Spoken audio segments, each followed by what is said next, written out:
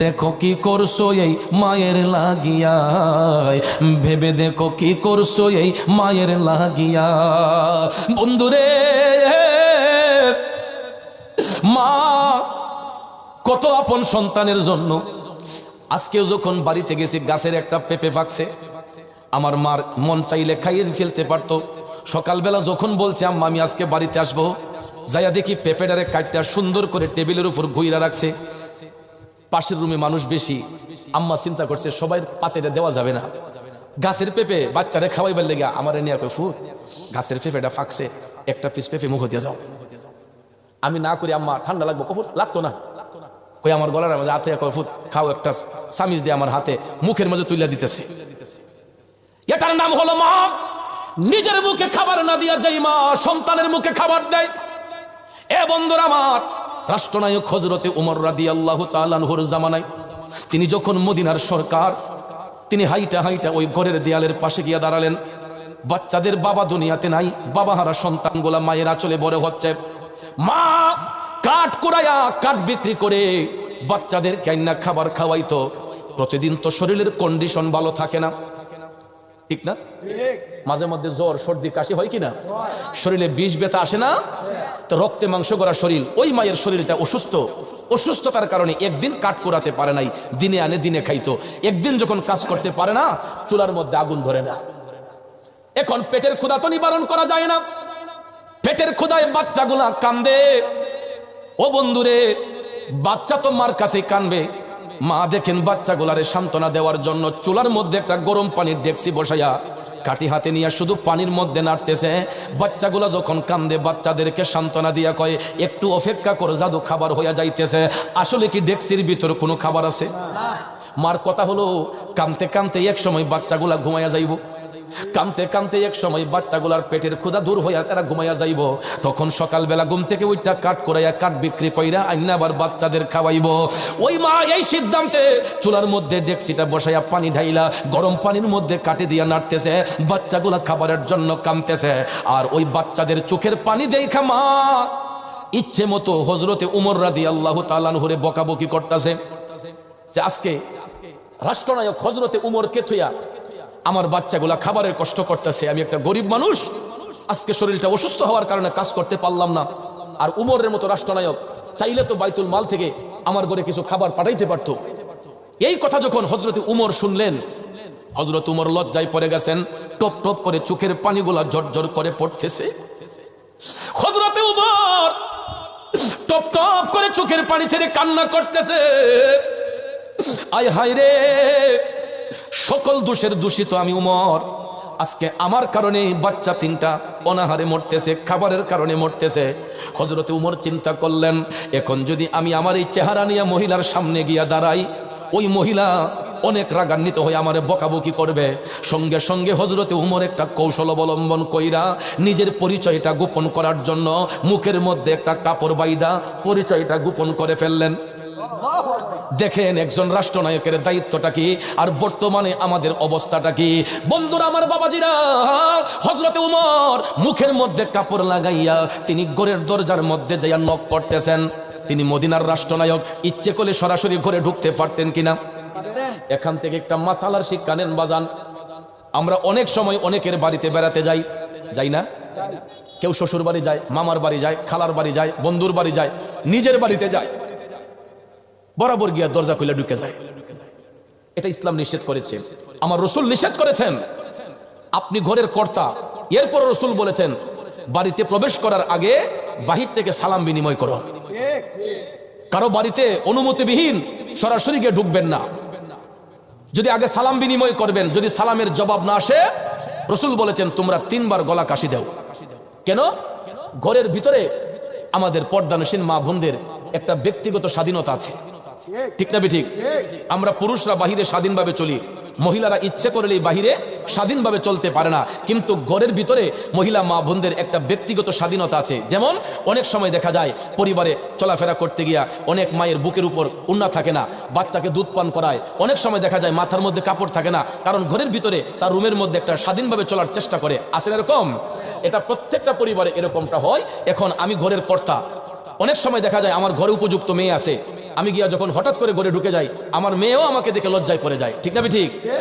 এই জন্য নিয়ম হলো, রসুল বলেছেন তুমি তোমার নিজের বাড়িতে ঢুকার আগে সালাম বিনিময় করো।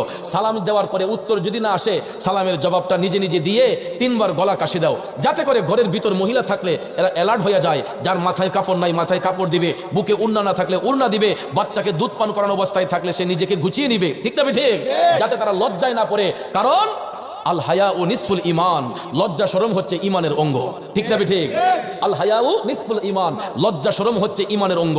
এই জন্য ভাইয়ার আমার, মদিনার রাষ্ট্রনায়ক হযরতে উমর চাইলে তিনি মদিনার স্পেশাল পাওয়ারে রাষ্ট্রনায়ক হিসেবে ঘরের ভিতরে তিনি ঢুকে যেতে পারতেন, কিন্তু ওই মুহূর্তে হযরতে উমর রাদিয়াল্লাহু তাআলা আনহু নিজের পরিচয়টা গোপন করে দিয়া তিনি দরজার মধ্যে নক করে বললেন, মা আপনি অনুমতি দিলে আমি আপনার ঘরে একটু ঢুকতে চাই। মহিলা মনে করছে কোনো চোর ডাকাত, কারণ রাতের অন্ধকারে তো চোর ডাকাতি অনেক সময় ভয় দেখায় বা অনেকের ঘরে যায়। ঠিক না? তখন ওই মহিলা ভয়ে ভাবছে চোর ডাকাত কিনা। কই বাবা রে, আমি অসহায় মানুষ, গরিব মানুষ, আমার ঘরে কিছু নাই, আপনি চলে যান, আমি পেটের ক্ষুধায় কাতর হয়ে, আমার বাচ্চাগুলা পেটের ক্ষুধায় কাতর হইয়া কান্না করতেছে। তখন হযরতে উমর নিজের পরিচয়টা গোপন করে বলতেছেন, মা গো আমি কোনো চোর ডাকাত নই গো মা, আপনি নির্দ্বিধায় থাকতে পারেন, আপনার বাচ্চাদের কান্না শুনে আমার একটু দরদ হয়েছে, আমার একটু মায়া হয়েছে, আমি অনুমতি দিলে আপনার ঘরে একটু ঢুকতে চাই। 1 বার 2 বার 3 বার বলার পরে মহিলা অনুমতি দিলেন। এরপরে হযরত উমর ঘরের মধ্যে ঢুকলেন। ঢুইকা মহিলা মাকে সালাম দিলেন, ডাক দিয়ে বললেন, মা গো মা, আপনার বাচ্চাগুলা কেন কাঁদতেছে গো মা, কি তার কারণ? তখন মহিলা ইচ্ছে মতো হযরতে উমরের উপর খুব ঢালতেছে, কয় আর কইেন না, উমরের মতো একজন রাষ্ট্রনায়ক থাকার পরে আমার ঘরের মধ্যে বাচ্চাগুলা খাবার অতিষ্ঠ হইয়া ঘুমাইয়া গেছে, এমন রাষ্ট্রনায়ক আমি মদিনার মধ্যে চাই না। অথচ হযরত উমর নিজেই কিন্তু পরিচয় গোপন রেখে শুনতেছেন, আর চোখের পানিগুলা টপ টপ করে ছেড়ে কান্না করতেছেন। মহিলার অভিযোগগুলা শোনার পরে হযরতে উমর ডাক দেয়া কয়, মা গো ও মা, আপনি যদি অনুমতি দেন আমি আপনার বাচ্চাদের জন্য কিছু খাবার নিয়ে আসি। মহিলা কয়, না, আপনি আমার লেগে এই দরদ দেখাইবেন কেন? আমার বাচ্চাগুলা কষ্ট করতেছে, আপনার তো কোনো কি স্বার্থ আমার বাচ্চাদেরকে আপনি দেখবেন? হযরত উমর কয়, মা আমার কোনো স্বার্থ নাই, আপনার বাচ্চাদেরকে দেখে একটু মায়া লাগছে, এই জন্য আমি তাদেরকে কিছু খাবার এনে দিতে চাই। 1 বার 2 বার 3 বার বলার পরে মহিলা কয়, ঠিক আছে, আপনি এত করে যেহেতু বলতেছেন তাইলে এটা আপনার ইচ্ছা। তখন হযরতে উমর বলতেছেন, মা আমি যাব আর আসব, আমি যাব আর আসব, আপনি কিন্তু আবার আমি আসলে দরজাটা খুলবেন। কয় ঠিক আছে আপনি আসেন। এই কথা বলে হযরতে উমর উনার সফর সঙ্গীকে সাথে নিয়া, উনার পার্সোনাল সেক্রেটারিকে সাথে নিয়া হযরতে উমর আবার হাইটা হাইটা চলে গেলেন বাইতুল মালে, খাদ্য গুদামে, যেখানে খাদ্য স্টক, সেখান থেকে একটা আটার বস্তায় ধরলেন। ওনার সেক্রেটারি বলে, হুজুর আমার মাথায় দেন। হযরত উমর বললেন, না, অন্যায় করেছি আমি, সাজা বুক করবেন আপনি, এটা হইতে পারে না, আমি মদিনার রাষ্ট্রনায়ক, ওই মহিলার বাচ্চাগুলা আমি উমরের কারণে খাবারের কষ্ট করতেছে, আটার বস্তা আপনার মাথায় নিলে তো ব্যথাটা আমি অনুভব করতে পারবো না, এই আটার বস্তাটা আমি উমরের মাথার মধ্যে উঠাইয়া দেন। এরে উত্তর সুরমা সুলতানপুরের বাবাজিরা, সরকার কারে কই দেখো, রাষ্ট্রনায়ক কারে কয় দেখো। হযরত উমর টান দিয়া আটার বস্তাটা নিজের মাথার মধ্যে লইয়া হাইটা হাইটা হাইটা উমর এই রাতের অন্ধকারে আবার ওই মহিলার ঘরের মধ্যে যাইলেন। মা মাগো, আমি আগন্তুক আবার আপনার ঘরের মধ্যে আসলাম, অনুমতি দিলে আমি আপনার ঘরে ঢুকতে চাই। ভদ্র মহিলা অনুমতি দিল। হযরত উমর ঘরের ভিতরে ঢুইকা আটার বস্তাটা মাথা থেকে নামাইয়া বললেন, মা আপনি যদি অনুমতি দেন আমি আপনার রান্নার ঘরে একটু ঢুকতে চাই। মহিলা ওনার বিশ্বাস প্রখর হলো, তখন ভাবতেছে না লোকটা আসলে খারাপ কেউ না। হযরত উমর তো পরিচয় গোপন রাখছেন, রাইখা তিনি রান্নার ঘরে ঢোকার অনুমতি চাইলেন। মদিনার রাষ্ট্রনায়ক, মদিনার সরকার, ওই ভদ্র মহিলার রান্নার ঘরে ঢুইকা হযরত উমর ডেক্সির মধ্যে তাকাইয়া দেখতেছেন পানিগুলা আগুনে বলকা উঠছে। ওই গরম পানির দিকে তাকাইয়া হযরতে উমরের চোখের পানিগুলা টপ টপ পড়তেছে, যে মা এই গরম পানির মধ্যে কাটি দিয়া নাইরা বাচ্চাগুলারে সান্ত্বনা দিছে। আহারে সব দুষ্ট আমি উমরের। সঙ্গে সঙ্গে এই অপরাধকে ঢাকার জন্য হযরত উমর আটার বস্তাটা খুইলা এই বস্তা থেকে আটাগুলা গরম পানির মধ্যে ঢাইলা ওই আটাগুলারে সুন্দর করে গুলাইয়া হযরতে উমর রান্নার ঘরে বইসা নিজের হাতে রুটি বানাইছে। মদিনা সরকারও নিজের হাতে রুটি বানাইলেন, অনেকগুলা রুটি বানাইয়া হযরতে উমর ওই রুটিগুলা সুন্দর করে ভাজলেন। সঙ্গে সঙ্গে পকেট থেকে একটা মধুর বোতল বের করলেন, পকেট থেকে একটা মধুর বোতল বের করলেন। হযরতে উমর এই মধু রুটির মধ্যে লাগাইয়া বাচ্চাগুলারে ঘুম থেকে জাগাইলেন। ঘুম থেকে জাগাইয়া হযরতে উমর বাচ্চাগুলাকে নিজের রান মুবারকের মধ্যে বসাইলেন। দুই পাশে বসাইয়া হযরতে উমর মধু মিশাইয়া রুটিগুলা বাচ্চাদের মুখে দিতেছে। বাচ্চাগুলা তো পেটে করাইয়া কয়, মা গো মা, ও দরদি মা, একটাবার আমার পানে ফিরে তাকাও। মহিলাটা যখন তাকাইয়া দেখছে তিনি হযরতে উমর, আর কি মহিলার কোন হুঁশ আছে? এই মহিলা কাঁপতে শুরু করছে, আয় হায় রে, যার পায়ের শব্দ শুনলে শয়তান পর্যন্ত পালাইয়া যায়। হযরত উমর হাইটা গেলে পায়ের শব্দ শুনলে শয়তান পর্যন্ত পালাইয়া যাইতো। ওই মহিলা তো এখন চিন্তা করছে, হা, এই লোকের সামনে দাঁড়াই আমি এতক্ষণ কথা বলছি, আমার তো চরম সাহসের পরিচয় আমি দিয়ে দিছি। তখন এই মহিলা ভয়ে কাঁপতে শুরু করছে, হুজুর আমি বুঝতে পারি নাই, আমারে ক্ষমা করেন। হযরত উমর কয়, থামুন, অন্যায় করেছি আমি, আর কাতর হবেন আপনি, এটা হতে পারে না। মা, অন্যায় যে করে অন্যায় সেই সয়, অন্যায় যে করে অন্যায় সেই সয়। মাগো, আমি অন্যায় করেছি, আমি অন্যায়টা সবার চেষ্টা করেছে। মা, আমি জানতাম না তোমার ঘরের মধ্যে যে খাবার নাই। মাগো, একজন রাষ্ট্রনায়ক রাষ্ট্র পরিচালনা করতে যাইয়া সব দিকে খেয়াল নজর রাখতে অনেক সময় কিছু ত্রুটি বিচ্যুতি হয়, ঠিক না ঠিক? মাগো, অনেক সময় কিছু ত্রুটি বিচ্যুতি হয়, যে আমি যে তো এখন জেনে গেছি তোমার ঘরে খাবার নাই, ইনশাল্লাহ আজকের পর থেকে মা আমার দায়িত্বের মধ্যে আমি আর কোনো ত্রুটি রাখবো না, তুমি বলো আমারে ক্ষমা করছো। তখন মহিলাকে, হুজুর আমারে আর লজ্জা দিয়েন না, হুজুর আমারে ক্ষমা করে দেন, আমি জন্মের জন্য আপনার কাছে ক্ষমা চাইতেছি, আমি না যাই না আপনার উপরে তহমত দিছি, হুজুর আপনি আমারে ক্ষমা করেন। হযরত উমর বলেন, আমার মধ্যে কোনো কষ্ট নাই, বলো তুমি আমাকে ক্ষমা করছো। তখন মহিলাকে, হুজুর আমার ভিতরে আর কোনো কষ্ট নাই, এটার নাম হলো রাষ্ট্রনায়ক, এটাই হলো জনগণ। কথা কোন ঠিক কিনা? কিন্তু ভাইয়ার আমার, আমাদের দেশের মধ্যে অনেক সময় অনেক জায়গায় দেখা যায় রিলিফের টাকাগুলা পর্যন্ত খাইয়া ফেলে। গরিব মানুষের চাইল এসে সরকারি তহবিলে দেখা যায় ডিজিএফ এর চাইলগুলা কয়েকজনের দিয়া মুখ মুখ দেখা বাকিরা বেচাইলা হইলিছে। কথা কোন ঠিক না ঠিক? ওরে মূর্খের দল বিচারপতি, মন রে না জানে আইনের নীতি, করে কেবল নিজের ক্ষতি, ঘুষ নিষেধ খায়। প্রেমের বাজারে দেখি মানুষ নাহি পায়, ভবের বাজারে মানুষ সীমা শঙ্কা নাই। প্রেমের বাজারে দেখি মানুষ নাহি পায়। খারাপ লাগতেছে আমার বাবাজিরা, একটু দুরূদ শরীফ পড়েন, আল্লাহুম্মা সাল্লি আলা সাইয়্যিদিনা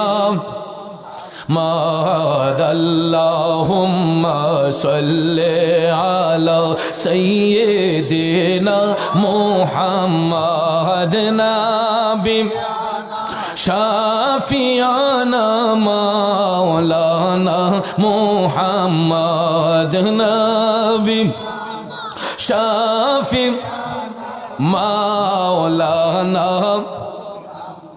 আমার বাবাজিরা, বন্ধুরা, গভীর মনোযোগ, মনোযোগ। আল্লাহর ওলি, আল্লাহর নবীর সাহাবাগণ কেমনে আমার নবীরে ভালোবাসতেন, তারা কখনো দায়িত্বের মধ্যে ত্রুটি রাখতেন না। কথা বলেন ঠিক কিনা? বন্ধুরা আমার, বাবাজিরা, গভীর মনোযোগ। হযরতে উমর ইবনুল খাত্তাব রাদিয়াল্লাহু তাআলা আনহু, মদিনার রাষ্ট্রনায়ক, মদিনার রাষ্ট্রনায়ক হযরতে উমর। এমন সময় দেখা যায় বেলায়েতের বাদশা শের খুদা হযরতে মাওলানা আলী রাদিয়াল্লাহু তাআলা আনহু, শের খুদা হযরতে মাওলানা আলী রাদিয়াল্লাহু তাআলা আনহু, তিনি রাতের বেলা ঘুমের ঘরে স্বপ্নে দেখতেছেন মদিনার কামলিওয়ালা নবীজি মসজিদে নববী শরীফের মধ্যে ফজরের নামাজের ইমামতি করতেছেন। সুবহানাল্লাহ। নবীজির বিশাল মুবারকের পরে মাওলানা আলী রাদিয়াল্লাহু তাআলা আনহু স্বপ্নে দেখতেছেন আল্লাহর হাবিব সাল্লাল্লাহু আলাইহি ওয়াসাল্লাম মসজিদে নববী শরীফে ইমামতির মুসল্লায় তিনি পিছনে একতেদায় দাঁড়ালেন। মাওলানা আলী বলেন, আমি দেখতে পাইলাম কিছুক্ষণ পরে একজন ভদ্র মহিলা মাথার মধ্যে এক কামচা খেজুর নিয়া তাবারুক হিসেবে মসজিদে নববীতে দয়াল নবীর সামনে আইনা হাজির করছেন। সুবহানাল্লাহ। ফজরের নামাজ শেষে রাসূল যখন মসজিদে নববীতে হেলাম দিয়ে বসলেন, মাওলানা আলী স্বপ্নে দেখতেছেন একজন মা খাঞ্চা ভর্তি এক খাঞ্চা খেজুর তিনি আইনা মসজিদে নববীতে রাসূলের সামনে হাজির করলেন। হযরতে মাওলানা আলী বলেন, আমিও হাত পাতলাম, সবাই হাত পাতলো। দয়াল নবী সবার হাতে একটা একটা খেজুর দিচ্ছেন, একটা একটা খেজুর দিচ্ছেন। হযরত আলী বললেন, আমি যখন আমার হাতের মধ্যে হাত পাতলাম, রাসূল স্বপ্নের ঘরে আমার হাতেও একটা খেজুর দিলেন। ওই খেজুরটা আমি মুখে দিয়া যখন চাবাইতেছি, চাবাইতে চাবাইতে হঠাৎ করে ফজরের আজান শুনে আমার ঘুম ভেঙে গেছে। স্বপ্নের ঘরে দয়াল নবী খেজুর দিলেন। এবার স্বপ্ন থেকে জাগ্রত হইলেন আজানের ধ্বনি শুনে। মাওলা আলী দেখতেছেন যেই খেজুরটা আমার নবী স্বপ্নের ঘরে দিয়েছিলেন, ওই খেজুরের বিচিটা স্বপ্ন থেকে জাগ্রত হইয়া মুখের মধ্যে দেখা যায়। সুবহানাল্লাহ। তিনি স্বপ্নের ঘরে খেজুর খাইলেন, বাস্তবতা থাকার কথা নয়। আমার রাসূল স্বপ্নের ঘরে এইসব খেজুর দিয়েছেন, চাবাইতে চাবাইতে দেখা যায় বাস্তবিকলি এই খেজুরের বিচিটা হযরতে মাওলা আলীর মুখের মধ্যে দেখা যায়। তখন তিনি শুনলেন ফজরের আজান। মুয়াজ্জিন সাহেব বলছেন, আসসালাতু খায়রুম মিনান নাওম, ঘুম থেকে নামাজ ভালো, ঘুম থেকে নামাজ ভালো। এই কথাটা শোনার সঙ্গে সঙ্গে সমস্ত সাহাবায়ে কেরাম তারা ফজরের নামাজ পড়ার জন্য মসজিদে নববীর মধ্যে তারা তশরিফ নিলেন। হযরত আলী ওযু শেষ, ওযু বানাইয়া তিনিও মসজিদে নববীর মধ্যে নামাজ পড়তে গেলেন। ফজরের নামাজ শুরু হবে, ইমামতির মুসল্লায় দাঁড়ালেন এবার হযরতে উমর, কারণ তিনি তো মদিনার রাষ্ট্রনায়ক, ঠিক না ঠিক? ইমাম তো হযরতে উমর ইবনুল খাত্তাব রাষ্ট্রনায়ক। তিনি ইমামতির মুসল্লায় যখন দাঁড়ালেন, মাওলা আলী পিছনে ইক্তেদায়, অন্যান্য সাহাবায়ে কেরাম সবাই ইক্তেদায় দাঁড়ালেন। এবার হযরতে উমর ইবনুল খাত্তাব রাদিয়াল্লাহু তাআলা আনহু 2 রাকাত ফজরের ফরজ নামাজ আদায় করলেন। ফরজ সালাত আদায় কইরা তিনি যখন সালাম ফিরাইলেন, সালাম ফিরাইয়া ইস্তেগফার করে দোয়া মোনাজাত করে আমার মদিনার কামলিওয়ালা নবী যেই দিকে বসেছিলেন, হযরত আলী লক্ষ্য করতেছেন হযরতে উমর ইবনুল খাত্তাব তার একটু পাশে মসজিদে নববীর দেয়ালের মধ্যে ফজরের নামাজ পড়ে একটু হেলাম দিয়া বসলেন। এখন বাস্তবিকই দেখা যায় একজন বৃদ্ধা মা মাথার মধ্যে এক খাঞ্চা খেজুর নিয়া মসজিদে নববীর মধ্যে আইনা তাবারুক দিছে। আর আজকে আমরা অনেক জায়গায় তাবারুকের বিরুদ্ধে ফতোয়া দেই, মিলাদ মাহফিলে নাকি তাবারুক করা যায় না। আপনারা অবাক হয়ে যাবেন, বর্তমান যুব সমাজ যারা সোশ্যাল মিডিয়া ঘাটে, ইউটিউব ফেসবুক ঘাটেন, আপনারা লক্ষ্য করে দেখবেন এই দেশের মধ্যে, আমাদের দেশের মধ্যে কিছু কিছু শায়েখ নামের মূর্খ শায়েখ আছে, শায়েখ নামের মূর্খ শায়েখ আছে। এরা গুমটা মৌলবীরা বলে যে মিলাদ মাহফিল শেষে তাবারুক করা নাকি এটা বেদাত। আমরা যে জিয়াফত করি এটা নাকি বেদাত, মৃত ব্যক্তির কুলখানি করি, খাবারের যে অনুষ্ঠান করি এটা নাকি বেদাত। আচ্ছাও জীবনে তো শুনছি না খাবারের জিনিসে বেদাত কইতে, খাওয়ানোর জিনিস হারাম এটা জীবনে শুনছি না। আপনারা শুনছেন নি? গরু জবাই করি, গরুর গলায় যখন ছুরি লাগাই তখন কোনো বেড়ার নাম লই, কার নাম লই? বিসমিল্লাহি আল্লাহু আকবার। কথা কোন ঠিক কিনা? যেই পশুগুলা আল্লাহ তাআলা আমার আপনার জন্য খাবারের হালাল করে দিয়েছেন, আমরা ওই পশুর গলায় ছুরি চালাইবার সময় আমরা বিসমিল্লাহি আল্লাহু আকবার বলে এবার মুরগি জবাই করি, হাঁস জবাই করি, খাসি জবাই করি, গরু জবাই করি, মহিষ জবাই করি, দুম্বা জবাই করি, আপনার ছাগল জবাই করি। আমরা বিসমিল্লাহি আল্লাহু আকবার বলে হালাল পশুর গলার মধ্যে ছুরি লাগাই। কথা কোন ঠিক কিনা? তো এটার গোশত খাওয়া আমার আপনার জন্য হালাল না হারাম? তাহলে বাবাজি আমরা এই হালাল খাবারকে আমরা মৃত ব্যক্তির আত্মার মাগফিরাতের জন্য কুলখানি করি বা অনেক মাহফিলে, মিলাদ মাহফিলে তাবারুকের ব্যবস্থা করি। আজকেও তো বিরিয়ানি তাবারুক আছে না নাই? এটাও তো মুরগির গোশত দিয়ে করা হয়েছে। কথা কোন ঠিক না? আল্লাহ তাআলা এটা আমার আপনার জন্য হালাল করার কারণে এই নিয়ামতটা আমরা আমাদের জন্য তৈরি করা হয়েছে। আমরা খাবার পরে আত্মার শান্তি হবে কি হবে না? তাহলে যেই খাবারে আত্মার শান্তি হয়, যেই খাবারে আত্মার খোরাক যুগে পেটের ক্ষুধা নিবারণ হয়, তাহলে এই খাবার হারাম হবে কিভাবে? হালাল খাবার খাইলে এটা হারাম হয় কিভাবে? ভাইয়ার আমার, বন্ধুরা আমার, কিন্তু হারাম যদি কেউ খায় তাইলে না রক্ত মাংস হারাম হবে? এটা তো আল্লাহর নামে জবাই হয়েছে, বিসমিল্লাহি আল্লাহু আকবার। এখানে তো হারামের কোনো ফতোয়া আসতে পারে না। যারা হারামের ফতোয়া দেয় আমার কাছে মনে হয় এদের নসিবে আসলে ওই খাবারগুলো নাই। কথা কোন ঠিক কিনা? তখন আমার এটাও মনে হলো, আমার রাসূল হাদিস শরীফে বলেছেন লোক দেখানো ইবাদতকারী আলেমদেরকে জাহান্নামের সবচাইতে নিকৃষ্ট জায়গার মধ্যে রাখা হয়। আর এদের খাবারের পণ্য হলো দুজকি মানুষের শরীরের ফসা ফুসগুলা একটা ড্রেন দিয়া গিয়া ডাম্পিং হয়। এই জায়গাটার নাম হচ্ছে জুব্বুল হুজন। নাম কি? জাহান্নামে এর চাইতে আর কোনো খারাপ জায়গা নাই। জুব্বুল হুজন এটা জাহান্নামের সবচাইতে খারাপ জায়গা। যেমন দেখবেন অনেক পৌরসভার নর্দমাগুলা একটা ড্রেন দিয়ে গিয়া একটা নির্দিষ্ট জায়গার মধ্যে ডাম্পিং হয়। কথা কোন ঠিক না? আর ময়লা যেখানে ফালানো হয় এই জায়গার মাঝে গেলে নাক ঠিকানে যায়নি, হাই হাই হাই রে ধইরা দেখবেন নাকের মাঝে কাপড়, এরপরেও কি কোন জানা। কথা কোন ঠিক না? ঠিক ভাইয়ের আমার, দুজকি মানুষের শরীরের ফসা ফুসগুলা একটা নালা দিয়ে গিয়া যেখানে ডাম্পিং হয়, এই জায়গাটার নাম হচ্ছে জুব্বুল হুজন। জাহান্নামে এর চাইতে আর কোনো খারাপ জায়গা নাই। আর ওই লোক দেখানো ইবাদতকারী ব্যক্তিদেরকে, গুমটাওয়ালাদেরকে, যারা মানুষকে দেখাইবার জন্য বন্দেগী করত, মানুষকে ইমোশনাল হিট দিত, ওই সমস্ত জাহান্নামীদেরকে, দুজকি মানুষের শরীরের ফসা ফুসগুলা আল্লাহ তাআলা খাবার পণ্য দিব। নাউজুবিল্লাহ কইতেন না? তাইলে আমার তো কতই লেগে, এরা যে ওই ফসা ফুস খাই অভ্যাস, আর ফসা ফুসদের এদের জন্য রেডি, এই জন্য ভালো খাবারের বিরুদ্ধে এরা দুনিয়ার মধ্যে অ্যাডভাইস করে দিতেছে। কথা কোন ঠিক না ঠিক? ভাইয়ার আমার, বন্ধুরা আমার, তাবারুক করা সুন্নত। মিলাদ মাহফিল শেষে তাবারুক এটা সুন্নত। সাহাবায়ে কেরাম এই তাবারুক গ্রহণ করেছেন, তারা বন্টন করেছেন। আমার দয়াল নবী তাবারুক বন্টন করেছেন। কথা কোন ঠিক না ঠিক? বন্ধুরা আমার, বাবাজিরা আমার, গভীর মনোযোগ, যেই কথাটা বলতে চেয়েছিলাম, ওই মূর্খ শায়েখগুলা দেখবেন আমাদেরকে ইমোশনাল হিট দিয়া, আমার বাবা মারা যাওয়ার পরে 3 দিন পরে খাবার করি, 5 দিন পরে খাবার করি, 40 করি, তখন দেখবেন ফতোয়া দেয় এইগুলা করা যাবে না। যেই মৌলবী ফতোয়া দেয় করা যাবে না, বুঝবেন ওই মৌলবী ওই দুজকি মানুষের শরীরের পুষ খাইবার জন্য অপেক্ষা করতেছে। এই জন্য ভালো ভালো খাবারের বিরুদ্ধে অ্যাডভাইস কইরা দুনিয়ার জমিন থেকে মানুষের অভিশাপ লইয়া যাইতাছে। কথা কোন ঠিক কিনা? বাবাজিরা আমার, বন্ধুরা আমার, আমার হুজুর গাউসে পাক আব্দুল কাদের জিলানী আল গিলানী আল বাগদাদি বলেছেন, মিলাদ মাহফিল শেষে যে তাবারুক বন্টন হয়, এটা 41টা রোগের ওষুধ হয়। বাজান, কয়টা রোগের ওষুধ? 41টা। আমার গাউসে পাক বলেন, মিলাদ মাহফিল শেষে যে তাবারুক বন্টন হয়, এটা 41টা রোগের ঔষধ হইয়া যায়। এখন হইতে পারে এটা গরুর গোশত দিয়া বিরানি, খাসির গোশত দিয়া বিরানি, এটা হইতে পারে খাসির গোশতের বিরানি, মুরগি দিয়া বিরানি। অনেকে অ্যালার্জির কারণে গরুর গোশত খায় না, ঠিক কিনা? অনেকে অ্যালার্জির কারণে খাসির গোশত খায় না, হাঁসের গোশত খায় না। কিন্তু একটা পাপি জবানে বলে যায়, যদি এটা কোনো মিলাদ মাহফিলের তাবারুক হয়, বরকতময় জিনিস হয়ে যায়, এটা ফাতিহা পাঠ করে যখন এটার মধ্যে নজরানা ফুর মাঝে ফু দেওয়া হয়, এই খাবারের মধ্যে ফু দেওয়া হয়, তখন এটা তাবারুক হয়ে যায়, বরকত সময় খাবার হয়ে যায়। যদি গরুর গোশত আমার আপনার শরীরে অ্যালার্জি হয়, কিন্তু তাবারুকের নিয়তে যদি আপনি একটু খেয়ে ফেলেন, এটা আপনার অ্যালার্জি রোগের শেফা হয়ে যাবে। আরো জোরে এখন সুবহানাল্লাহ। এই জন্য আমার বাবাজিরা, বন্ধুরা, এমনিতে আপনি দোকানের মধ্যে বিরিয়ানি খাইয়া দেখেন, আপনার পেটের মধ্যে গ্যাসটিকে একদম টুসটুসি করবে। দোকানের টিহা দিয়ে কিনা 120 টাকা প্লেট বিরিয়ানি খাইয়া দেখেন, দেখবেন গ্যাসটিকে পেটের মাঝে খালি গুটগুটি গুটগুটি করে। কথা কোন ঠিক না ঠিক?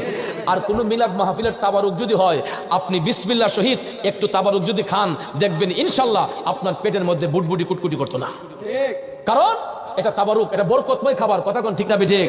প্রত্যেকটা খাবারই বরকতময় হয়, কিন্তু মিলাদ মাহফিলের যে তাবারুক হয়, এটার মাঝে আল্লাহর পক্ষ থেকে বরকত ঢালতে করে হয়। কথা কোন ঠিক না ঠিক? আল্লাহর পক্ষ থেকে বরকত দান করা হয়। এই জন্য আমার বাবাজিরা, মসজিদে নববীর মধ্যে পৃথিবীর উত্তম খাবার, পৃথিবীর মধ্যে সর্বোত্তম ফল, এটা হলো খেজুরের ফল। কারণ আমার দয়াল নবী নিজের হাতে সেই খেজুরের গাছ রোপণ করতেন। কথা কোন ঠিক না ঠিক? আরো বেরোই মরুভূমির সুস্বাদু এক ফল খেজুর, সে ফলেরই গাছ লাগাতেন আমাদের আকা হুজুর। সে খেজুর খেয়ে ক্ষুধার্তের ক্ষুধা হয় দূর, প্রিয় মদিনা বহু দূর, জানা সবারই জরুর। মদিনা নামটি কেন এতই সুমধুর, প্রিয় মদিনা বহু দূর, জানা সবারই জরুর। কথা কোন ঠিক না বিটে? বন্ধু, হযরতে মৌলা আলী তিনি এক পাশ থেকে দেখতেছেন আমার নবী যেইভাবে ফজরের নামাজ পড়া মসজিদে নববীর দেয়াল মোবারকে হেলাম দিয়ে বসেছিলেন, হযরতে উমর ইবনুল খাত্তাব রাদিয়াল্লাহু তাআলা আনহু ঠিক একই ভঙ্গিমায় একই জায়গার পাশে হযরতে উমর রাদিয়াল্লাহু তাআলা আনহু বসলেন। কিছুক্ষণ পর দেখা যায় একজন বৃদ্ধা মা এক কাঞ্চা খেজুর নিয়ে তাবারুক হিসেবে সামনে হাজির করলেন। হযরতে উমর রাদিয়াল্লাহু তাআলা আনহু আমার নবীজি স্বপ্নের ঘরে যেই রকম ভাবে সবাইরে সারিবদ্ধ করে বসিয়েছিলেন, হযরতে উমর রাদিয়াল্লাহু তাআলা আনহু বলতেছেন, আপনারা সবাই সারিবদ্ধ হইয়া বসেন। হযরতে আলী চিন্তা করতেছেন, দেখি তো আমার স্বপ্ন আর হযরতে উমরের বাস্তবতা তো একই রকম হয়ে যাচ্ছে, স্বপ্ন দেখলাম কি আর বাস্তবে তো এটা হইতেছে কি। তখন তিনিও সারিবদ্ধ হয়ে বসলেন। হযরতে উমর রাদিয়াল্লাহু তাআলা আনহু সবার হাতে একটা একটা খেজুর দিলেন। সুবহানাল্লাহ কইতেন না? আমার রাসূল স্বপ্নের ঘরে কয়টা দিছিলেন? একটা একটা খেজুর সবার হাতে দিছিলেন। এখন হযরতে উমরও এই খাঞ্চা থেকে একটা একটা খেজুর সবার হাতে দিছেন। এবার খেজুর একটা খাইয়া হযরতে মৌলা আলী আরেকবার হাত বাড়াইলেন, আমাকে আরেকটা দিলে কি হয়? তখন হযরতে উমর ডাক দিয়া কয়, আলী রাতের বেলা যদি আমার দয়াল নবী তোমার হাতে 2টা খেজুর দিতেন, তাইলে আমিও এখন তোমার হাতে আর একটা দিতাম। আরেকটু জোরে কন্যা সুবহানাল্লাহ। এ বন্ধুরা, আমার বাবাজিরা, মূর্খ মৌলবীরা কয় আমার নবীর কাছে নাকি দেওয়ালের পিছনের খবরও নাই। নাউজুবিল্লাহ কইতেন না? মূর্খ মৌলবীরা কয় নবীর কাছে বলে দেয়ালের পিছনের খবরও নাই, অথচ দেখেন নবীর গোলামদেরকে আমার আল্লাহ গায়েবের খবর জানিয়েছেন। নবীর গোলামদেরকে আল্লাহ গায়েব দান করেছেন। আসলে মূর্খ মৌলবীরা গায়েবের সংজ্ঞা জানে না, গায়েবের প্রকারই জানে না। বন্ধু, যিনি অদৃশ্যের খবর দেয় তিনি হচ্ছেন গায়েবের খবর দেনেওয়ালা। তবে গায়েব 2 প্রকার। কয় প্রকার? একটা হলো গায়েবে জাত, আরেকটা হলো গায়েবে আতাই। গায়েবে জাত সত্তাগতভাবে এটার মালিক হলেন রাব্বুল আলামিন। আর গায়েবে আতাই আল্লাহ তাআলা যাকে অদৃশ্যের জ্ঞান দান করেন এটাকে বলা হয় গায়েবে আতাই। এখন গায়েবে আতাই আল্লাহ তাআলা যাকে দান করছেন তিনি হচ্ছেন রাহমাতাল লিল আলামিন।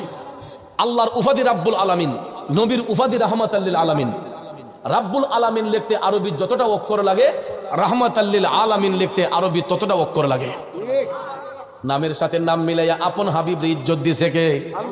আমার আল্লাহ তাআলা বলেন কুদরতি ক্ষমতা বলে, আর আমার নবী বললেন আল্লাহর দেওয়া মুজিজার বলে। ঠিক না ঠিক? আল্লাহর দেওয়া ক্ষমতা বলে আমার নবী বলেন, আর নবীর গোলামি যারা করে আল্লাহ তাআলা দয়াল নবীর খাতিরে তাদেরকে জানায়। কথা কোন ঠিক কিনা? এই জন্য হযরতে উমর রাদিয়াল্লাহু তাআলা আনহু আমার নবীর গোলামিতে মাশগুল থাকার কারণে তারা পৃথিবীর যেই প্রান্তে থাকুক না কেন তারা দয়াল নবীর কদমেই থাকেন। কথা কোন ঠিক কিনা? কারণ আমার নবী হচ্ছে ঈমান। ওই নবীকে যারা ভালোবাসবে এরাই হবে ঈমানদার, আর যারা হবে ঈমানদার এরাই হবে আমার আল্লাহর বন্ধু। ঠিক না বিঠে? হযরতে আলী হাত বাড়ানোর পরে উমর রাদিয়াল্লাহু তাআলা আনহু বললেন, আলী রে, যদি স্বপ্নের ঘরে রাতে দয়াল নবী তোমার হাতে 2টা খেজুর দিতেন তাইলে আমিও এখন তোমারে 2টা দিতাম। যেহেতু রাসূল দেন নাই, আমি তো তোমারে দ্বিতীয় আরেকটা দিতে পারি নাই। তাইলে চিন্তা করেন তাদের নীতিটা কেমন। তারা নবীর আদর্শে আদর্শিত হওয়ার কারণে তারা আমার দয়াল নবীর নীতির বাহিরে এক কদমও চলে না। কথা কোন ঠিক না বেঠে? এটাই হলো মুমিনদের আলামত, এটাই হলো ইমানদারদের বৈশিষ্ট্য। কারণ তারা সব সময় আমার আল্লাহর হুকুমের বাহিরে, আমার নবীর আদেশের বাহিরে তারা একটা কদমও দিতেন না। কিন্তু আমরা আজকে দেখা যায় মুখে মুখে আল্লাহ বলি, মুখে মুখে নবীর দুরূদ পড়ি, কিন্তু অন্তর দিয়ে আল্লাহরে স্বীকার করি না, অন্তর থেকে আল্লাহর ভয় রাখি না, অন্তরে আমার নবীর মহব্বত রাখি না। যেই কারণে আজকে মুসলমানরা বিশ্বের বিভিন্ন জায়গায় লাঞ্ছনার শিকার, বঞ্চনার শিকার। একমাত্র মুসলিমই মারামারি কইরা আজকে ইহুদি খ্রিস্টানরা, এই বিধর্মী ইসকনরা আমাদেরকে নিয়ে তামাশা করে। কথা কোন ঠিক না বেঠে? আর না হলে 95% মুসলমানের দেশে কিভাবে একটা ইসকন নামের উগ্র হিন্দুবাদীরা আমাদের একজন মুসলিম ভাইকে হত্যা করে। তার মানে বোঝা গেল আমরা মুসলিম ভাইরা মুসলমানে বিভাজন সৃষ্টি করে আমাদের মধ্যে কিছু উগ্রবাদী লোক আছে যারা মাথায় পাগড়ি, টুপি, জুব্বা, কুর্তা লাগাইয়া এরা উগ্রতার আশ্রয় নিয়ে এরা শান্তিপ্রিয় ইসলামটাকে অশান্তির ধাবানলে জ্বালাইতেছে। ঠিক তদ্রুপভাবে হিন্দু ধর্মে আদিষ্ট সনাতনী হিন্দু ভাই যারা এরা শান্তিপ্রিয়ভাবে চলতে চায়, এদেরকে অশান্ত করে সেই ইসকন নামের উগ্রবাদীরা। আমাদের মুসলিমদের মধ্যে যেমন জঙ্গিবাদীরা, হিন্দুদের মধ্যে উস্কানি দেয় সেই ইসকনের লোকেরা। ঠিক না ঠিক? এই 2টা আল্লাহ যেন হেদায়েত করে ইসকন এবং জঙ্গিবাদকে। এই জঙ্গিবাদ এবং ইসকন যদি এই দেশ থেকে দূর হয় তাহলে সুফিবাদী ইসলাম এই দেশে কায়েম হবে, শান্তিপ্রিয় ইসলাম এই দেশে কায়েম হবে। কথা কোন ঠিক না ঠিক? তো প্রিয় ভাইয়ের আমার কথাই কি আপনারা কষ্ট পেয়েছেন, রাগ করেছেন? বড় বড় আশা ছিল যে আজকে হবিগঞ্জের ভিতরে মাহফিল মনে হয় শত শত লোক, হাজার হাজার লোক হবে। কারণ এবারের মাহফিলের সিজনে আমার মনে হয় আজকেই সবচাইতে কম লোক নবীর বাগানে বসছে। কিন্তু শুনুন, আমি আমার গ্রামে অনেক চেষ্টা করে ফুলাফানে যে একটা মাহফিল দেওয়ার লাগে পারে না, না থাকলেও আমার নামটা শুভ আগমন থাকে। আমার এলাকায় যত মাহফিল হোক, যত বড় বক্তা যাক, আমার এলাকায় মানুষগুলা শুভ আগমনে আমার নাম দিয়ে রাখে। কিন্তু ইচ্ছে থাকা সত্ত্বেও যাইতে পারি না। যদি আমি আমার গ্রামে একটা মিলাদ শরীফও পড়ি, আপনাদের চাইতে 3 ডবল লোক হবে। আমার নিজের গ্রামে স্নানঘাট গ্রামে আমার কথাগুলো রেকর্ড হচ্ছে, আমার গ্রামের মানুষ শুনবে। যদি মিথ্যা বলি তারা একদিন আপনাদেরকে বলবে যে মুরাদ চৌধুরী মিথ্যা বলতেছে। আমি যদি আমার গ্রামে মিলাদ শরীফও পড়ি, আপনাদের চাইতে 3 ডবল লোক হবে। তারপরও ভাইয়ের আমার গ্রামে যদি কোনো কারণে থাকি, সমস্ত উলামায়ে কেরাম ওয়াজ করার পরে আমার স্টেজে বসায় মোনাজাতের জন্য হাজার হাজার মানুষ বসে থাকে। কিন্তু আজকে আমার হবিগঞ্জ জেলারই এই মাধবপুর উপজেলায় আইসা নবীর প্রেমিক গুলা কোথায়? ঠান্ডায় ধরছে। কিন্তু একটাবার চিন্তা করেন, ঠান্ডারে আপনি ডরাইয়া ঘরে কম্বলের নিচে শুইলেন। ও বাজান, আল্লাহ যদি দুনিয়ার হায়াতটা ফুরাইয়া নেয় তাহলে তো কম্বলের ভিতরে মরণটা হইতে পারে। ঠিক না বেঠিক? তাইলে বাজান নবীর বাগান খালি রেখা এদিক সেদিক ঘুরতেছেন, ঘরের ভিতরে আরাম করে যে না ঘুরতে তো না যায় উনি না, মৃত্যুর ফেরেশতা কিন্তু আপনার কম্বলের ভিতরে ঢুকতে পারে। দরজা কেড়ে লোহার সিন্দুক দিয়ে ঘর বানাইলেও মৃত্যুর ফেরেশতা এর ভিতরে ঢুকতে পারবে নি? তারে কেউ আটকাইতে পারবে? পারবে? আরে রূপেতে নয়ন রাখিয়া হরদমে নাম লয় রে, হায় রে আমার হীরা মন পাখি রে, সামনে দাঁড়াও রূপ দেখি। এই মন পাখি কেমনে ভিতরে আসে, কেমনে বের হয়? একটা বার তো ওই রুহুটারে দেখলাম না। এই রুহুটা দেহের মধ্যে থাকার কারণে আজকে হাত নাড়াই, পাও নাড়াই, শরীর নাড়াই, কিন্তু রুহুটা যদি দেহ থেকে বের হইয়া যায় বডির কোনো মূল্য আসেনি, বডির পোষণ হয়ে যাবে, দুর্গন্ধ ধরে যাবে। আজকে রুহুটা দেহের মধ্যে বিরাজ করার কারণে আমরা হাত নাড়াইতেছি, পাও নাড়াইতেছি, কিন্তু আব্বা যেই কোনো মুহূর্তে এই রুহু নামক জিনিসটা আমার আপনার ভিতর থেকে বের হইতে পারে, ঠিক না ঠিক? এখানে যে বসছি বাড়িতে যাওয়ার গ্যারান্টি আছে? আল্লাহ চাইলে এখানেও মরণ হতে পারে। আমরা যে এখানে বসছি উঠার সাধ্য নাই, আল্লাহ চাইলে বসা অবস্থায় আমাকে আপনাকে মৃত্যু দিতে পারে, পারে না?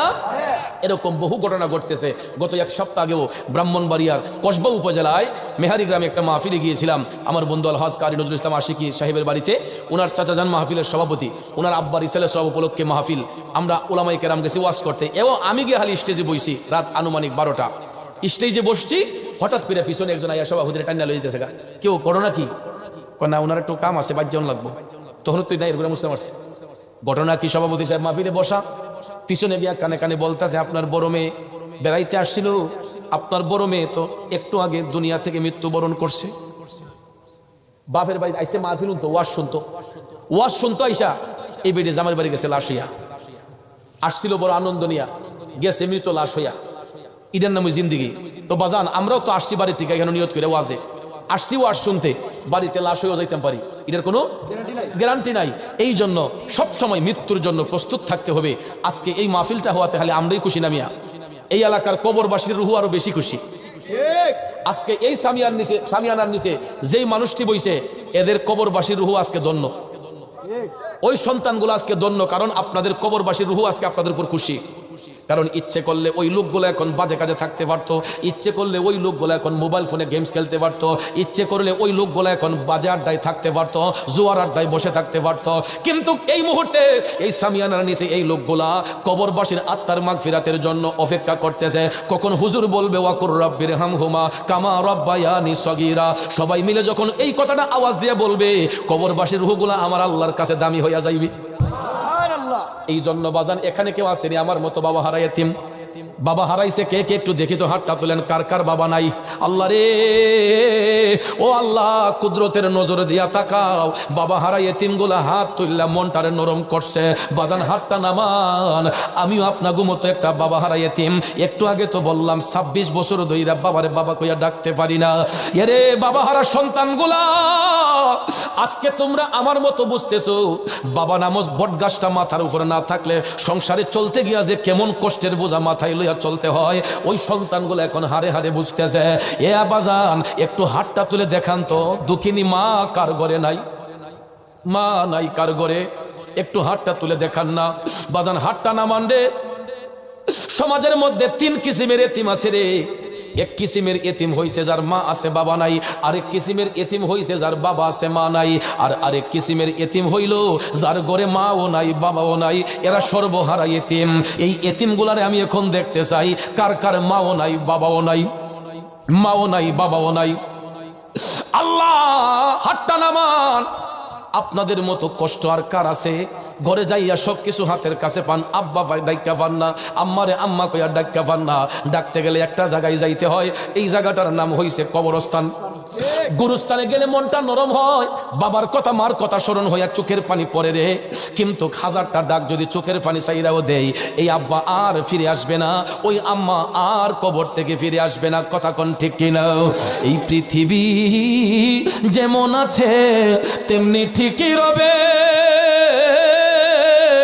সুন্দর ওই পৃথিবী পৃথিবী ছেড়ে একদিন চলে যেতে হবে রে মন, চলে যেতে হবে।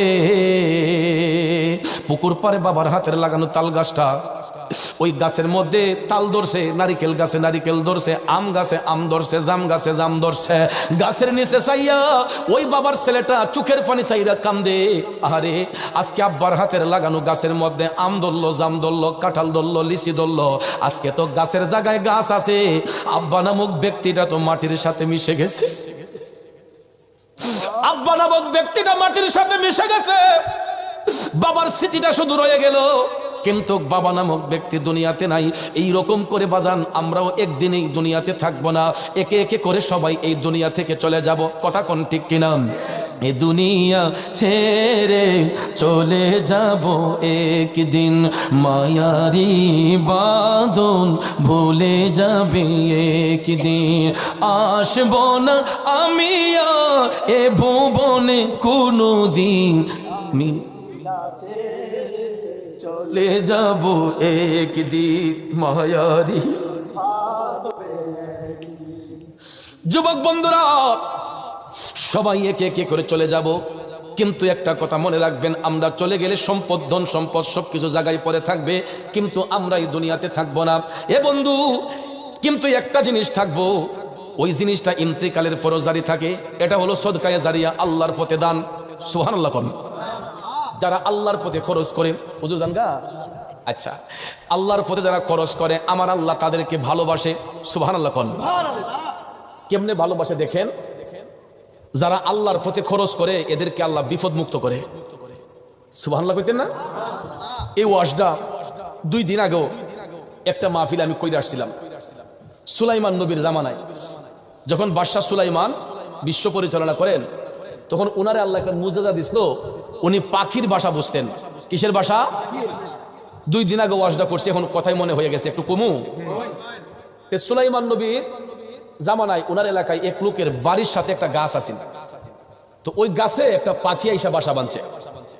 আমরা বাড়ির গাছগুলোর মাঝে অনেক সময় পাখির বাসা দেয় না, তো বেটার গাছের মাঝে পাখি বাসা দিছে, পাখি বাসার মাঝে ডিম দিছে বাচ্চা ফুটাইবার লাগে। এখন এই বাড়িওয়ালা গাছের মালিকানা দাবি কইরা সে প্রতিদিনই গাছ বাইয়া উঠটা বাসার থেকে ডিম লাইনে নেখাই লাই। পাখির মনে খুব ব্যথা। এই পাখি উইরা গেছে সুলাইমান নবীর কাছে গিয়া কয়, হুজুর আমি আপনার কাছে একটা বিচার লই আইছি। সুলাইমান নবী কয়, পাখি কি ব্যথা নিয়ে আসছ? পাখি ডাক দিয়া কয়, বাদশা সুলাইমান, অনেক বড় স্বপ্ন নিয়ে আমি আমার বাসার মধ্যে ডিম দেই বাচ্চা ফুটানোর জন্য, কিন্তু বাড়িওয়ালা প্রতিদিন গাছের মালিকানা দাবি করে আমার বাসা থেকে ডিম গুলাই না খাইয়া ফেলে। সুলাইমান নবী পাখিরে সান্ত্বনা দিয়া বললেন, পাখিরে আমি আজকেই ওই লোকের ডাইকা বলবো যেন আর কোনো দিন তোমার বাসা থেকে ডিম নিয়ে না খায়। পাখি খুশি না বেজার? ওরে পাখি চলে গেল আপন জায়গায়, আবার গিয়া বাসার মধ্যে ডিম দিল। দেখা যায় ওই বাড়িওয়ালা সুলাইমান নবীর কাছে আসার পরে সুলাইমান নবী বললেন, তোমার এত বড় সাহস, তোমার গাছের মধ্যে পাখি ডিম দেয় বিদায় তুমি ডিমগুলা খেয়ে ফেলো, আমি তোমাকে নিষেধ করতেছি, পাখির বড় কষ্ট হয়, তুমি আর কোনোদিন ডিম খাইও না। ঠিক আছে। এই কথা হয়ে আলে বাইত গেছে, গিয়ে ওই গড় থেকে বাড়িয়া তার নজর গেছে গাছের উপরে। আর সুলাইমান নবীর কথা মনে নাই, কয় দেখিস ডিম দিছিনি, এ আবার গাছ বাইয়ে উঠছে, উঠতে গিয়ে দেখে ডিম, যাক আজকে খাই লাই। পরে ডিম লাইলেন না, এ আবার খাইলিছে। পাখি যখন উইরা বাসায় আসছে, আয়া দেখে ডিম নাই। পাখির মন খুশি না বেজার? একটা উড়া দিয়া পাখি আসলো সুলাইমান নবীর কাছে, হুজুর ও বাদশা সুলাইমান, কি বিচার করলেন আপনি? আজকেও তো ওই বাড়িওয়ালা আমার বাসা থেকে ডিম নিয়ে খেয়ে ফেলছে, আমি বাচ্চা ফুটামু কেমনে? সুলাইমান নবী সঙ্গে সঙ্গে একটা জিনকে ডাক দিলেন। ডাক দেওয়ার সাথে সাথে জিন আইসা হাজির হয়ে গেল। সুলাইমান নবী জিনরে বলতেছেন, এ জিন, আমি তোমার এই কারণে ডাকছি, পাখি বাসার মধ্যে ডিম দেয় বাচ্চা ফুটানোর জন্য, কিন্তু বাড়িওয়ালা প্রতিদিন বাসা থেকে ডিম খেয়ে ফেলে। জিনে কয়, হুজুর কিতা করতাম হালি কোন? সুলাইমান নবী জিনরে কইতেছে, কয় তোমার একটা কাম হইলো, আগামীকালকে হে যদি গাছের মাঝে উঠে, তুমি তার উপর থেকে এমন ডেক্কা মারবা যাতে এর কোমর ভেঙে যাবে, আর যাতে ভাই কোনোদিন গাছ বাইতো না পারে। জিনে তো অর্ডার পাইছে আর চাইছে, সাইজের পাইছে, কথা ঠিক না? জিন কয় ঠিক আছে, আমি দেখবো। সুলাইমান নবী পাখিরে বললেন, পাখি এবার যাও, আর তোমার বাসা থেকে ডিম খাবে না। এই কথা বলে যখন পাখি শান্ত হয়ে বাড়িতে গেল, জিন গিয়া গাছের আগায় উঠতে বসছে, যাই আজকে ডিম খাইতে। এখন দেখা যায় ওই বাড়িওয়ালা ঘর থেকে বের হইল, তার নজর গেছে গাছের মধ্যে এমন সময় সে গাছের গোড়ায় যাওয়ার সঙ্গে সঙ্গে তার দরজার সামনে একজন ভিক্ষুক আইসা হাঁক দিছে ভিক্ষার জন্য। সাথে সাথে ওই বাড়িওয়ালা ভিক্ষুকরে ঘরের মধ্যে নিয়ে পেট বইরা খাওয়াইছে। কি করছে? খাওয়াইলে লাভ হয় না লস হয়? মুরব্বীর একটা কথা কয় গ্রামের ভাষায়, কয় খায় যান মাথা না খায় যান কুত্থা। যারা খাওয়ার বেলায় গিয়া সামিজ বেইরা ইতানের রিজিক কমে দেখা, একজনের খাবার হলো সময় দেখবেন 5 জন বইয়া দেখা, তা দেখবেন দরিদ্রদের শেষ কেমনে খাওয়াইবো ভাগ করে গাড়ি টেরাটেরি করে। কিন্তু ভাইয়ার আমার, যদি ওই খাবারটা মন খুলে খাওয়াই, একজনের খাবার হলো 10 জনে খাইতে পারে। এই জন্য খাওয়ানো বইয়া কেউ সামিজ বেরানি নাই। আমরা দেশও অনেক জায়গায় সামিজ বেরা আছেন এরকম, অনেক জায়গায় দেখবেন 2-4 জন লোক যদি বেশি হয় চিন্তা করে ভাগ্য কেমনে খাওয়াইতাম, খালি ফিস মারে। আসেন এরকম, রিজিকে থাকতইব তুমিয়া। অনেক সময় দেখবেন রান্দাবাত অনেকে রিজিকে থাকে না, ঠিক নেই বাজান। পেট ভরে ভিক্ষুকরে খাওয়াইলো বাড়িওয়ালা, যাবার সময় তার হাতের মধ্যে কিছু হাদিয়া দিল। দেওয়ার পরে ওই লোক খুশি না বেজার? ভিক্ষুক খুশি হইয়া তার বাড়ি থেকে যখন চলে গেছে, এবার বাড়িওয়ালা কয় হন দেখি গাছের দিকে ছায়া। অন গাছে চলে গিয়া তার নজর তো উপরে, যাক দেখি আজকে ডিম নিয়ে আসে। অহন জিন তো বউ আসিন, এই ভিক্ষুককে খুশি মানে বিদায় করার কারণে বেটা টপ টপ টপ টপ করে গাছে উঠিয়া গেছে গাতো ডিমের দ্বারা। বাসাত গিয়া দেখে ডিম, আবার এই বাড়িওয়ালা ডিম আইনা খাইয়া সাইজ করে নিছে। এখন ফাইকা যখন উইরাইয়া বাসার মাঝে দেখছে ডিম নাই, ফাঁকি খুশি না বেজার? এ উইরা গেছে আবার সুলাইমান নবীর দ্বারা গিয়া কয় আপনি কেমন বিচারক, কিতা বিচার করলেন যে আজকেও আপনি জিন দিয়ে আদেশ দিলেন যে তার বিচার করবার লেগিয়া, কিন্তু জিনে কি বিচার করলো? আজকে তো আমার বাসা থেকে ডিম নিয়ে খাইলিছে। সুলাইমান নবী রাগান্বিত হইয়া জিনে ডাক দিছেন, ডাক দেওয়ার লগে লগে জিনে আজির। কিতা বা তোরে কিতা কইলাম আর করলে কিতা? তোরে না কইলাম ডিম না খাইবার লেগিয়া, তুই খাইলে রে? কয় এই তোরে না কইলাম যে তারা আসার দিয়া ফালাইতে, তোরে না কইলাম আসার দিয়া ফালাইলে না রে? জিন তখন ডাক দিয়া কয় বাদশা সুলাইমান, আমি তো প্রস্তুত ছিলাম তাকে ধাক্কা দিয়ে ফালানোর জন্য, আমি তো গাছের আগায় বসা ছিলাম তাকে ধাক্কা দিয়ে ফালানোর জন্য। যখন ওই বাড়িওয়ালা গাছের গোড়ায় আসলো, তখন আমি দেখলাম একজন ভিক্ষুক তার দরজার সামনে আইসা ভিক্ষার জন্য হাত বাড়াইছে। তখন সে ভিক্ষুকরে পেট ভরাইয়া খাওয়াইছে, কিছু নজরানা হাতের মধ্যে দিয়া দিছে, যেই কারণে ভিক্ষুকরে ভিক্ষা দেওয়ার ফলে সে যখন ভিক্ষুকরে বিদায় কইরা গাছে উঠবে, আমি তাকে ধাক্কা দেওয়ার জন্য প্রস্তুতি নিয়েছিলাম। এমন সময় আমি দেখি পূর্ব এবং পশ্চিম প্রান্ত থেকে 2 জন ফেরেশতা আইসা আমি জিনকে এমন ধাক্কা মারছে, আমার পৃথিবীর এক প্রান্ত থেকে নিয়ে আরেক প্রান্ত ফালাইছে। সুলাইমান নবী বিষয়টা বুঝতে পাইরা জিনকে বললেন আমি বুঝতে পারছি, যাও এবার। তখন ওই বাড়িওয়ালারে সুলাইমান নবী ডাকাই আনাইলেন, আনাইয়া বলতেছেন বাড়িওয়ালা রে, তোর নসিবটা বড় ভালো, আল্লাহ তোরে আজকে মহা বিপদ থেকে বাঁচাইয়া দিছে। হুজুর এটা কেমনে? তোরে যে আমি নিষেধ করছিলাম ফাক্কের বাসার থেকে ডিম না খাইবার লেগিয়া, তুই তো তোর লোভ সামালতে পারছিলি না। শেষ পর্যন্ত আমি জিনরে বলছিলাম তুই গাছে উঠলে তোরে আসার দিয়া খবর মাংবার লেগিয়া। এরপরে তুমি যখন গাছ বাইয়া উঠবাই, জিন বোয়াছিল গাছের আঘাত, কিন্তু ওই মুহূর্তে তোমার দরজার সামনে ভিক্ষুক আইছিল, তুমি ভিক্ষুকরে মায়া কইরা দিলা খাওয়াইছলাই, আর তার হাতের মাঝে কিছু নজরানা দিছলাই। এই কারণে ভিক্ষুকে অন্য দেওয়ার কারণে, খাবার খাওয়ানোর কারণে আল্লাহ তাআলা তোমার এমন বাঁচানি বাঁচাইছে, 2 জন ফেরেশতা পাঠায় ওই জিন দে ডেক্কা দিয়া পৃথিবীর আরেক প্রান্তে নিয়ে ফেলাইছে। তখন সে চিন্তা করলো, আয় হায়, সামান্য একজন ভিক্ষুকরে পেট বইরা খাওয়ানোর কারণে আল্লাহ তাআলা আমার এত বড় বিপদ থেকে বাঁচাইছে। তখন তার পাষাণ দিলটা নরম হইয়া ওই বাড়িওয়ালা চোখ টপ টপ করে চোখের পানি সাইরা কান্দা সুলাইমান নবীর কাছে সরি স্বীকার করে, হুজুর আমার ক্ষমা কইরা দেন, আমি আজকের পর থেকে আমার বাড়ির গাছ কেন, অন্যের বাড়ির গাছে যদি ফাঁকিয়া উইরাইয়া বাসা বাঁধে, আমি কোনো বাসা থেকে আর ডিম খাইতাম না, আর আমি আজকের পর থেকে ওয়াদা করতেছি এরকম অন্যায় আমি আর কোনোদিন করব না। জুড়ে কন্যা সুবহানাল্লাহ। তাইলে আল্লাহর পথে খরচ করলে সামান্য ভিক্ষা দেওয়ার কারণে কত বড় বিপদ থেকে আল্লাহ বাঁচাইছে। তাইলে আমরা যদি আমাদের সামর্থ্য অনুসারে কিছু দান খয়রাত করি, আমাদের সম্পদ বাড়বে না কমবে? বাড়বে না কমবে? কিন্তু আমরা এমন দান করি নই, দেখবেন কিছু কিছু এই সময় সিরাটে হারেন আছে না, শিকি লাইন ইলাইন ফকরুলিয়া শুক্রবারে যাই মসজিদ, কারণ দোকানদারে গেল টান দিয়ে খেলা, ঠিক নিউজু, দোকানদারে গেল টান্দা দি খেলায়, এরপরে দা কেউ দিতে গেল ফাউনা টাকা দিতে গেল, বেটা গন্যা দেখে এটা সিরা ফারা আসেনি তো বাইসা বিলা ফাল দেয়, ঠিক না ঠিক? এই জন্য এই টাকা তো চালাইতে পারে না, বাবে কোন যাক আল্লাহর রাস্তা তো আসুই। এরপরে দেখবেন মসজিদে শুক্রবারে গিয়ে ওই সারি মন্দা সাই রুমাল লাইলই বিসমিল্লাহির রহমানির রহিম, এখন নামাজ শেষে তখন ইমাম সাহেব মুয়াজ্জিন সাহেব গনুন দেখুন খালি সিরা টাকা, ঠিক না ঠিক? এটা মনে রাখুন, যেমন সিরা মনে দান করবেন, হাসরের ময়দানে ওই সিরা পুরস্কারই পাইবেন। আর আত্মা